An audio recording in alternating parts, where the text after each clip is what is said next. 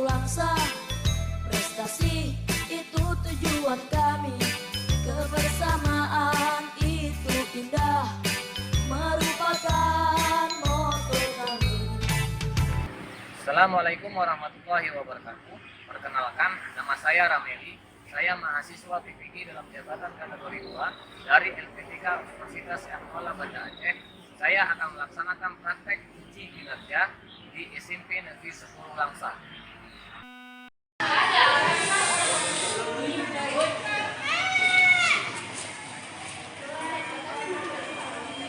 Assalamualaikum.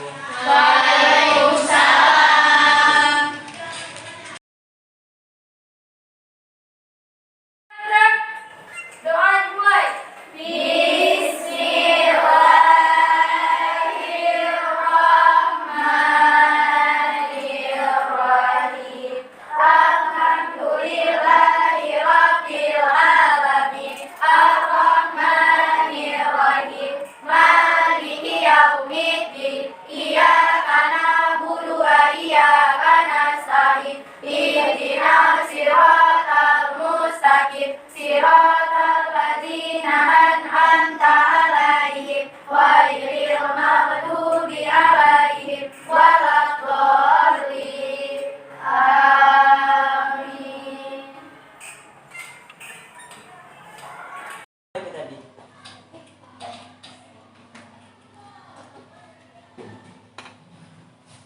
Selamat pagi anak-anak. Pagi, Pak. Bagaimana kabarnya pagi hari ini? Baik.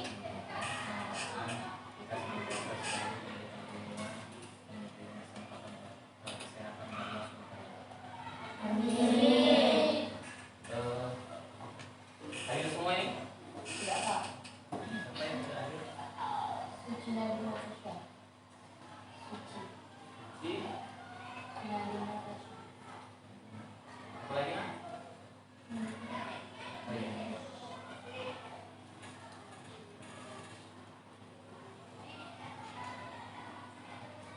Apa lagi Mas Misbah? Bagaimana? Sudah siap mengikuti pembelajaran hari ini? Sudah. Sudah siap?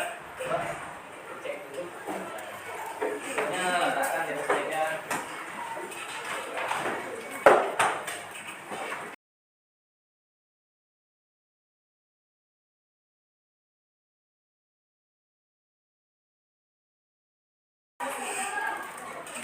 Baik, untuk menambah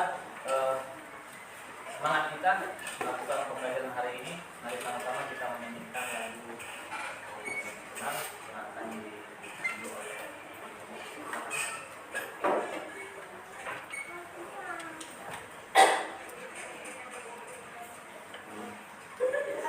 Teman-teman diharapkan semua berdiri.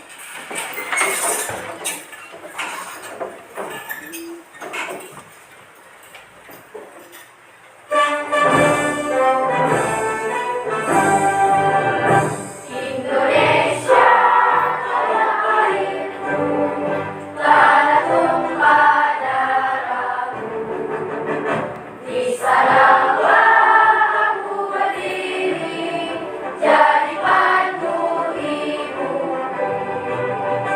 Indonesia kebangsaanku, bangsa dan tanah airku. Marilah kita bersatu, Indonesia bersatu.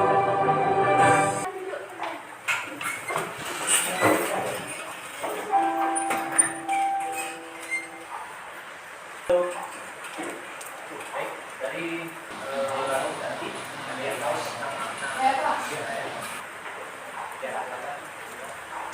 Makna lagu Indonesia Raya bermakna tentang jadi para pahlawan yang mempertaruhkan nyawanya demi kemerdekaan Indonesia. Pegang dulu. Ada lagi? Ya, Pak. Ya, silakan. Makna lagu Indonesia Raya mengandung janji dan sumpah seluruh rakyat Indonesia. Janji dan sumpah tersebut adalah setia terhadap keutuhan negara kesatuan Republik Indonesia.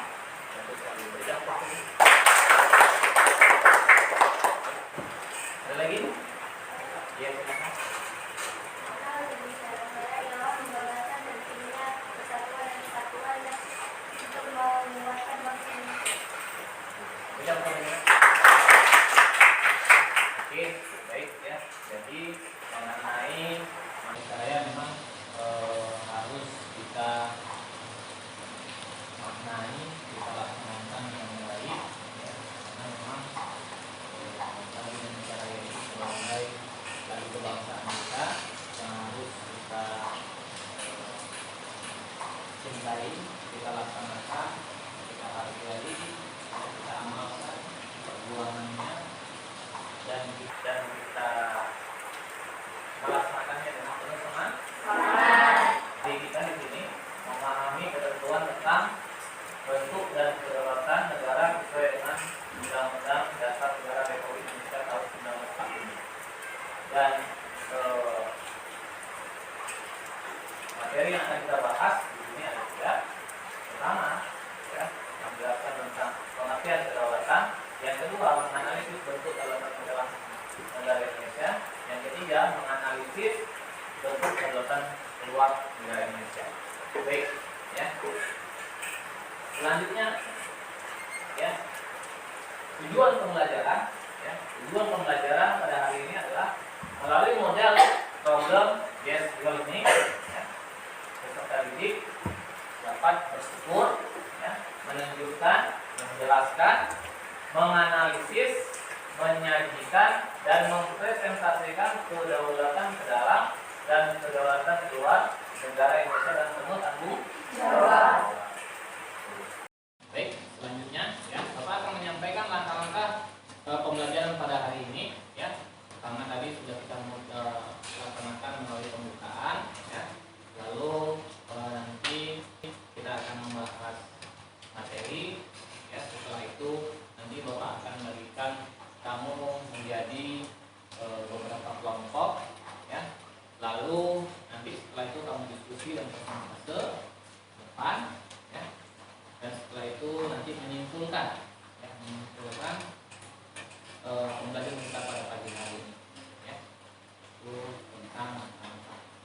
Lalu selanjutnya ada penilaian ya. Penilaian nanti Bapak nilai dari sikap spiritual ya, sosial ya, nanti tentang diskusi, tentang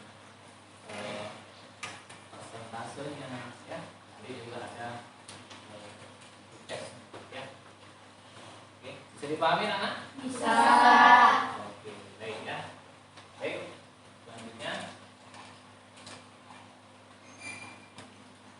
pada pertemuan sebelumnya ya, pada materi sebelumnya kita telah membahas mengenai makna dari Undang-Undang Dasar ya. Baik, ada yang masih ingat mengenai makna dari Undang-Undang Dasar? Ya, silakan Retno. Makna adanya pertama pembukaan Undang-Undang Dasar Negara Republik Indonesia adalah sebagai pernyataan kemerdekaan untuk hak bagi semua bangsa. Satu sekali. Berikan aplaus dulu. Ada lagi? Iya, silakan Diana. Menurut saya makna dari adanya kedua yaitu sebagai penghargaan atas perjuangan bangsa Indonesia yang telah berhasil melepaskan diri dari penjajah. Ya, berikan aplaus dulu. Baik, ada lagi? Ya. Baik, ya. Jadi pada materi hari ini kita akan membahas mengenai ya, kedaulatan ya, ke dalam dan kedaulatan luar ya, bangsa Indonesia. Baik, sebelumnya ya, kamu perhatikan gambar di depan ini. Silakan perhatikan gambar ini.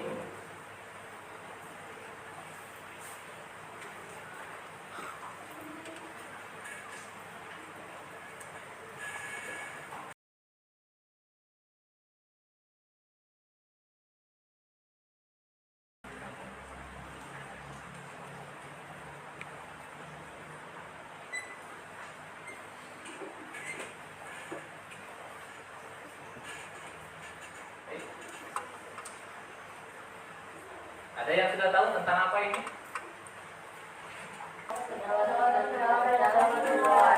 Iya, ya. Yang mana salah satunya kedaulatan ke dalam? Yang terlalu luas. Baik ya. Jadi 20 meningkat.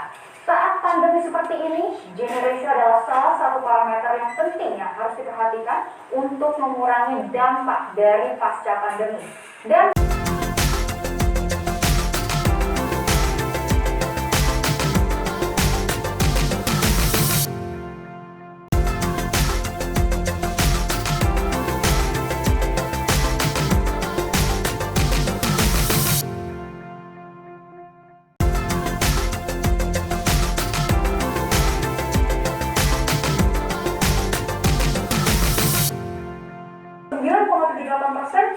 tapi data terakhir September 2020 penduduk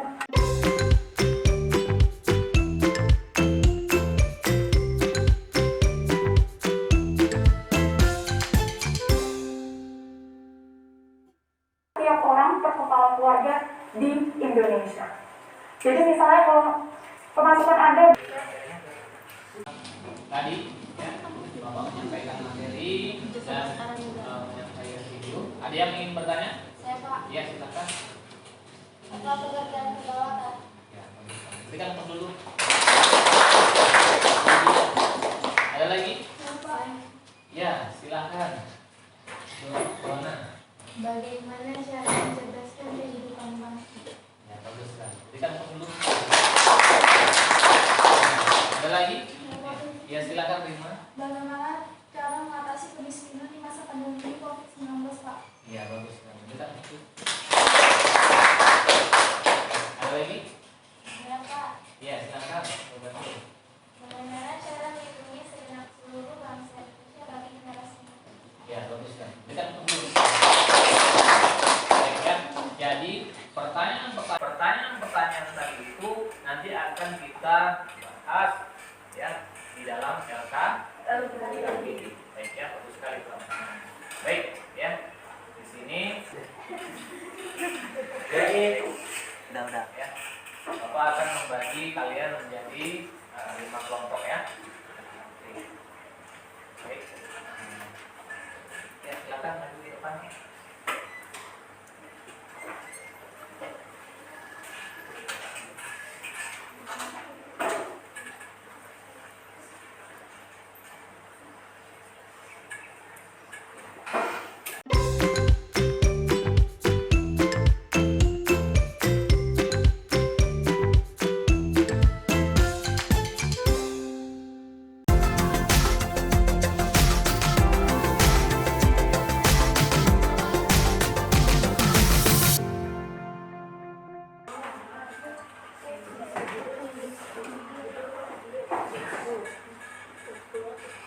Baik, ya. Ini kelompok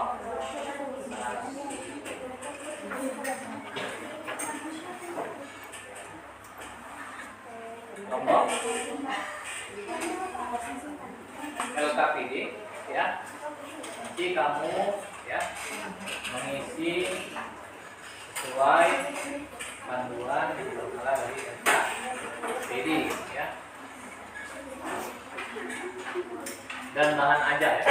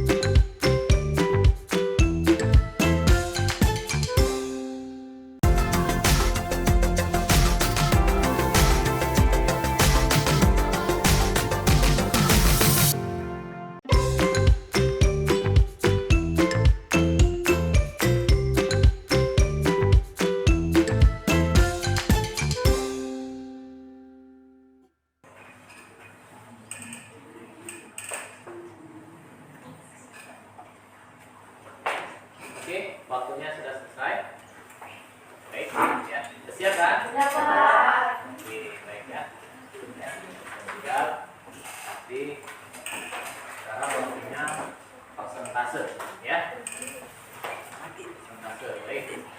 Sekarang yang persentase kelompok 1 dan kelompok 2. Silakan.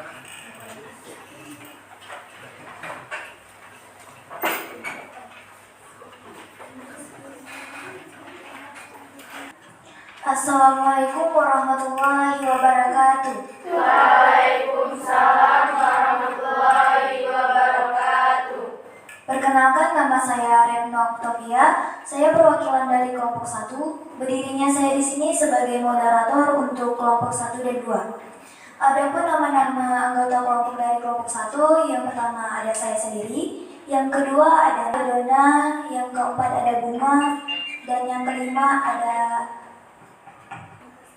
Baiklah, langsung saja dipersilakan kepada kelompok 1 untuk mempresentasikan hasil diskusi kelompoknya. Untuk kelompok 1 dipersilakan. Terima kasih kepada moderator yang telah memberikan kami kesempatan untuk mempresentasikan hasil diskusi kelompok kami. Analisis masalah tingginya angka buta huruf penduduk Papua di tahun 2020 berkaitan dengan materi kedaulatan. Kita harus meningkatkan tingkat baca kepada anak-anak Papua seperti mengadakan pelatihan kepada guru tingkat dasar untuk merubah pola pengajarnya agar lebih kreatif, inovatif, dan menarik dan mudah dipahami oleh peserta didik. Dan adapun solusinya, supaya tidak semakin meningkatnya angka buta huruf di Papua, maka anak-anak di Papua harus memperbanyak membaca buku dan mengenal huruf. Orang tua juga harus mendampingi anaknya, dan supaya anak-anak tertarik membaca buku, orang tua juga harus memiliki buku yang menarik untuk anaknya. Terima kasih, selanjutnya saya serahkan kepada moderator. Baiklah, terima kasih kepada kelompok 1 yang telah mempresentasikan hasil diskusi kelompoknya. Selanjutnya kami akan membuka sesi tanya jawab untuk 1 pertanyaan. Baik, bagi yang ingin bertanya, silakan. Saya Pak, Ya, silakan. bagaimana cara mengatasi buta huruf di Papua? Ya. Silakan. Baiklah, terima kasih kepada kelompok 3 yang telah memberikan pertanyaan kepada kelompok 1. Kami mohon waktu sejenak untuk kelompok 1 mencari jawaban. Sembari kita menunggu kelompok 1 mencari jawaban, dipersilahkan kepada kelompok 2 menjawab pertanyaan yang telah diberikan oleh kelompok 4. Terima kasih kepada moderator yang telah memberikan waktu untuk kami menjawab pertanyaan dari kelompok 4. Jika pasokan beras tidak sesuai target yang direncanakan, mau tidak mau pemerintah harus mengimpor beras demi menjaga stok cadangan beras nasional tetap terpenuhi. Terima kasih, selanjutnya saya serahkan kepada moderator. Baiklah, terima kasih kepada kelompok 2 yang telah menjawab pertanyaan dari kelompok 4. Bagaimana kelompok 4? Apakah bisa diterima jawaban dari kelompok 3? Bisa. Dari berapa pertanyaan tuh? Masih tanya? Oh. Baik. Ada yang ingin menanggapi? Saya Pak, Iya, silakan. menurut saya tanggapan yang dapat diambil dari presentasi kelompok 1 dan 2 yaitu permasalahan termasuk kedaulatan ke dalam, karena masalah yang dibahas termasuk permasalahan ke dalam negeri dan melaksanakan tugas sesuai dengan bidang urusan pemerintah masing-masing tanpa adanya campur tangan yang berasal dari negara lain.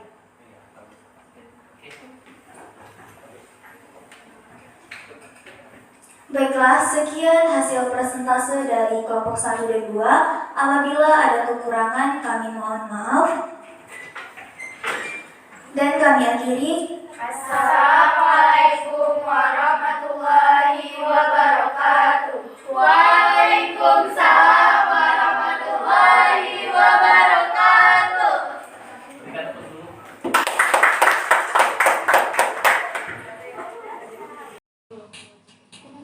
Baik, ya. Setelah ya kamu mempresentasikan tadi, ya, di sini sudah terlihat ya siapa yang mendapatkan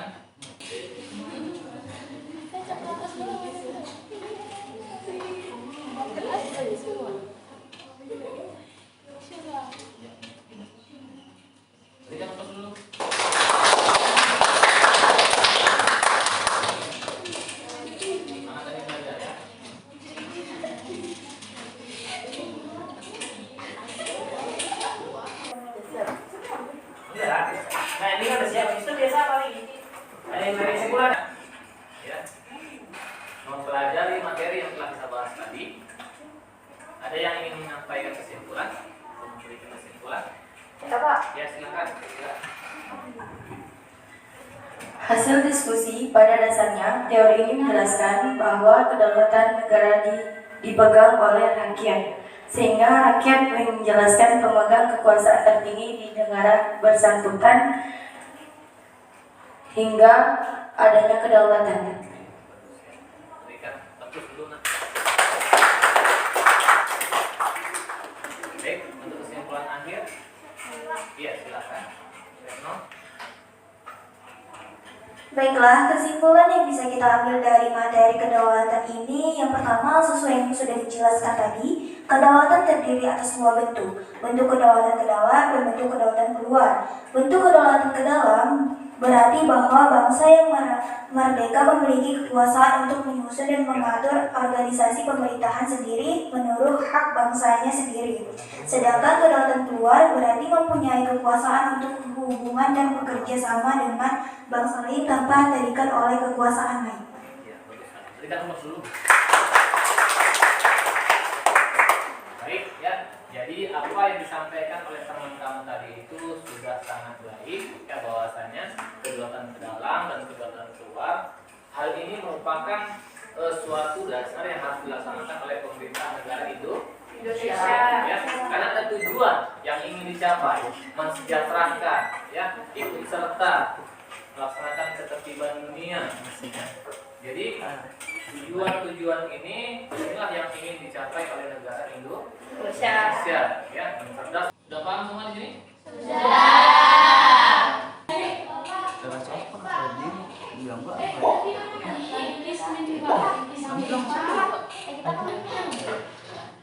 Oke, kita mulai ya.